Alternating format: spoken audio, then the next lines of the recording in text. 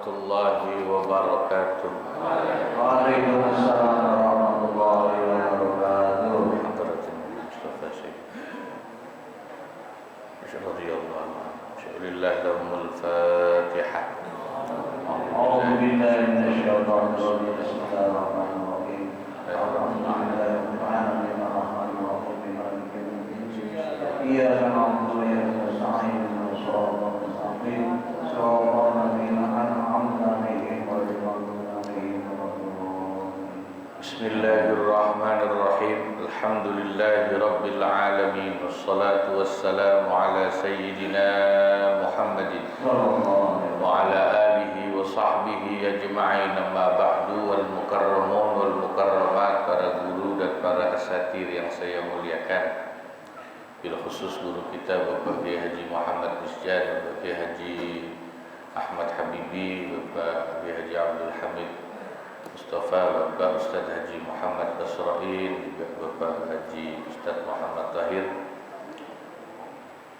Bapak Ustaz Asif sebagai pengurus Masjid Al-Barakah, Bapak-bapak, ibu-ibu jamaah ukhuwah Islamiyah yang hadir, semoga semua senantiasa diberikan sehat walafiat dan ditambahkan keberkahan-keberkahannya dunia akhirat oleh Allah Subhanahu wa taala.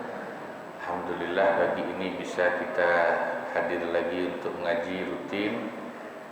Mari kita lanjutkan ngaji Fathul Mu'in kita halaman 87 ya. Bismillahirrahmanirrahim. Tatimmatun, pungkasan. La yadmanu sayyidun bi'idnihi fi nikahi abdihi. Seorang tuan pemilik budak atau majikan pemilik budak itu tidak wajib menanggung sebab memberikan izin untuk menikah kepada budak laki-lakinya. Apa yang tidak wajib ditanggung oleh tuan majikannya? Maharnya, wala mu'natan, dan juga tidak wajib menanggung mu'nah atau biaya nafkah, biaya hidup istrinya si budak. Wa in syurita fi idnihi dhamanun, meskipun disyaratkan adanya memberikan tanggungan dalam izin nikah tersebut.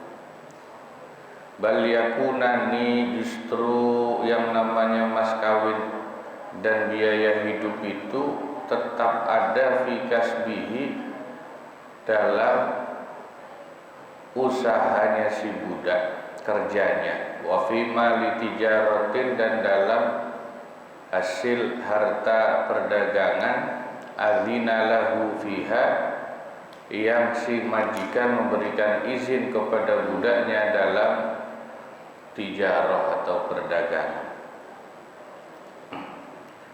Jadi kalau ada seorang majikan pemilik budak memberi izin kepada budak laki-lakinya untuk menikah, itu si tuan majikan tidak wajib. Tidak wajib itu ya boleh, tapi nggak wajib menanggung biaya mas kawinnya, nikahnya si budak, dan juga menanggung biaya hidupnya istrinya si budak. Budak itu kan biaya hidupnya, makannya ditanggung majikannya. Itu kan hukumnya. Nah, ketika si budak dikasih izin menikah sama majikannya, maka ya nanti istrinya si budak itu enggak jadi tanggungan majikannya si budak. Mas kawinnya untuk nikah juga bukan tanggungan majikan, tapi itu harus dicari sendiri oleh si budak, kerja atau dikasih izin dagang. Nanti hasilnya bisa untuk biaya mas kawin dan ngasih nafkah istrinya. Jelas kan ini ya? Ini mirip kayak gini. Ada orang tua punya anak laki-laki. Kan anak itu kewajiban nafkahnya, ngasih makannya kan kewajiban orang tua ya. Tapi ketika anak laki-laki itu udah dewasa, mandiri, bisa kerja, dia mau nikah, itu sebetulnya bukan kewajiban orang tua buat biaya nikahnya itu, tapi kewajiban si anak sendiri. Orang tua mau ngasih itu urusan lain.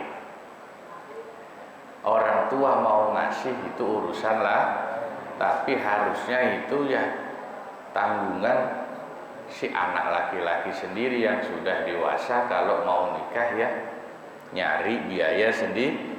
Nanti kalau udah nikah juga istrinya diempanin hasil kerjanya sendiri gitu. Jangan nebeng mulu sama orang tuanya. Nikah masih diminta diongkosin, udah nikah kontrakan minta dibayarin sama orang tua, berasnya habis minta. Misal nggak mandiri, justru ini mengajarkan kemandirian gitu. Summa illam yakun muktasiban wala ma'zunan. Nah, kemudian kalau ternyata si budak itu belum bisa kerja dan belum dapat izin untuk berniaga, berdagang, fahuma fi zimmatihi faqat, maka mas kawin itu, biaya hidup istrinya itu masih berada dalam tanggungan hutang si budak.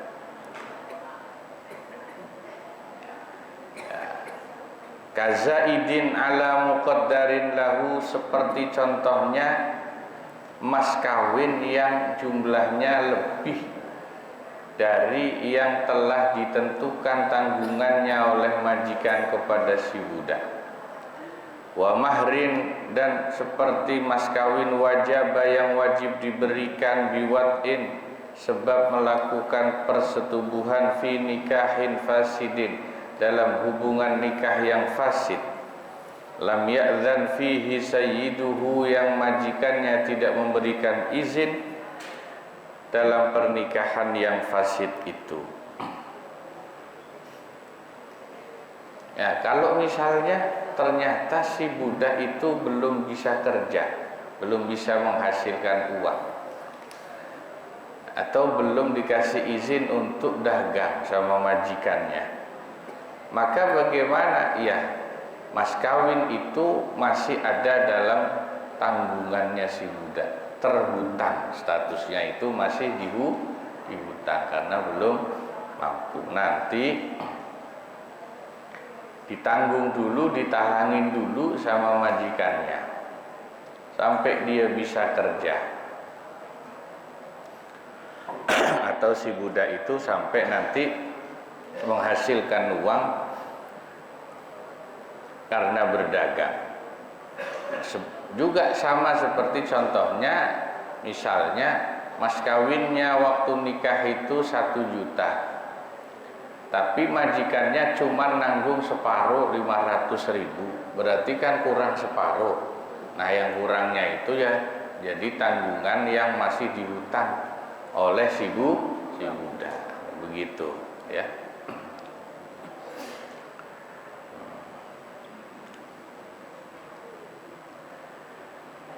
Wala yathbutu mahrun aslan,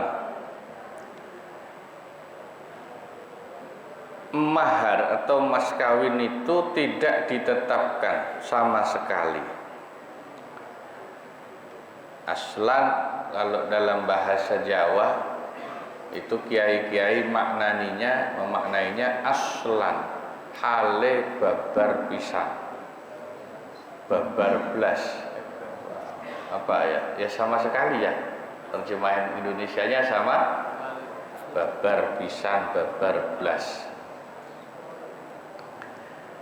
Itu tidak tetap atau tidak diwajibkan bitazwiji amatihi, sebab seorang majikan menikahkan budak perempuannya li abdihi kepada budak laki-lakinya, wa in sammahu meskipun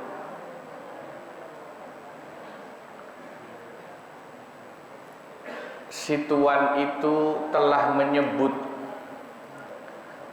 akan adanya mahar atau mas kawin itu. Begini, ada seorang tuan atau majikan punya budak perempuan satu, punya budak laki-laki satu, punya dia semua. Nah itu dia nikahin, si budak perempuannya dinikahin ke budak laki, itu dua-duanya punya dia. Budak itu kan makannya, hidupnya tanggungan majikannya. Nah itu dalam pendapat ulama mazhab Syafi'i, ya itu meskipun disebut nanti waktu nikah akan ada mas kawin, tapi itu tidak wajib diberikan mas kawinnya oleh si majikan, karena dua-duanya budaknya itu milik majikannya.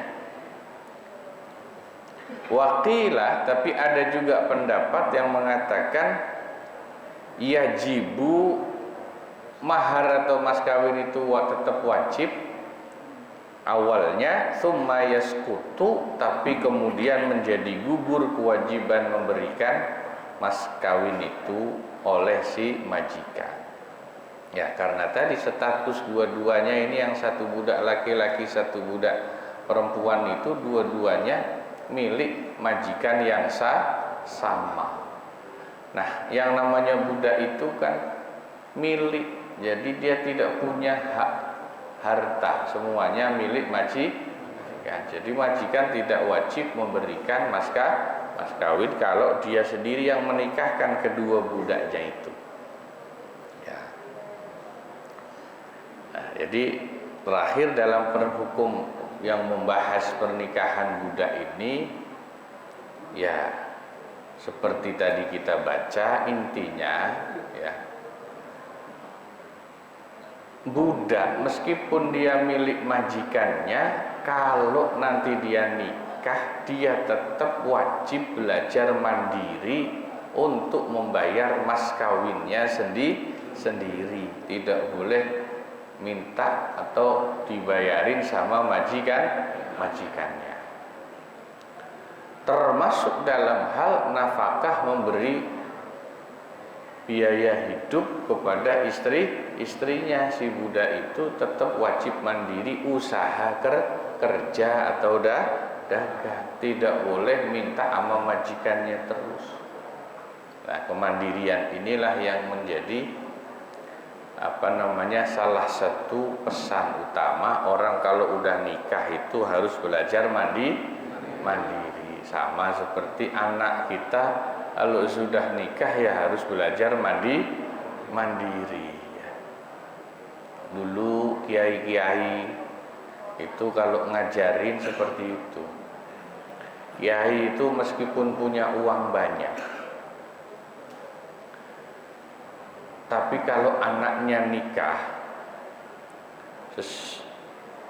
sesudah nikah itu anaknya diajarin mandiri. Tidak semua dimodalin, itu tidak.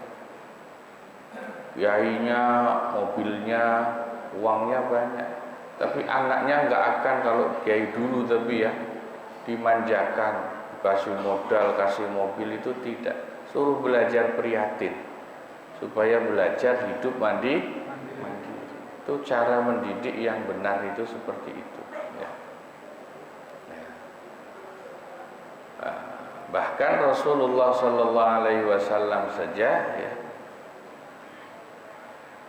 yang begitu sayangnya kepada putrinya Siti Fatimah Az-Zahra, ketika Siti Fatimah sudah menikah dengan Sayyidina Ali bin Abi Thalib, meskipun Nabi sayang banget, Nabi juga tidak memanjakan, membiarkan Sayyidina Ali mantunya itu mandiri. Gak punya uang juga gak apa-apa dikasih. Bahkan ketika gak punya uang untuk makan keluarganya, Sayyidina Ali harus kerja ke kebun orang, memetik kurma dan lain-lain, dibiarkan sama Nabi. Karena itu ya belajar melatih kemandirian itu ya. Nah, makanya anak-anak kita sekarang banyak jadi generasi yang males itu karena orang tuanya terlalu memanjakan. Kalau sudah nikah itu ya biarkan belajar mandiri. Jangan dimanja dikasih terus ya. Sebab orang kalau sudah rumah tangga tidak dibiarkan merasakan beratnya usaha nyari rezeki untuk anak istri, dia tidak akan dewasa. Nanti justru tidak akan mendapatkan keberkahan rumah tangganya kalau selalu dimanja. Ini banyak kan anak zaman sekarang banyak disebut sebagai apa? Generasi apa? Milenial. Milenial itu kan yang lahir tahun 90 ke atas. Kalau sampean yang lahirnya di bawah tahun 90 namanya generasi kolonial. Generasi sisa-sisa ya penjajah. Jahiliyah. Anak zaman now sama anak jahiliyah katanya gitu ya. Ya kita ini sisa-sisa zaman jahiliyah. Ya Allah. Tapi justru kadang-kadang orang zaman dulu itu ya bagus juga pendidikannya, ya merihnya itu ya. Ya Allah. Faslun fis sidaqi wallahu a'lam bissawab. Nah dikit-dikit tapi moga-moga manfaat. Terima kasih, kurang lebihnya mohon maaf. Assalamualaikum warahmatullahi wabarakatuh.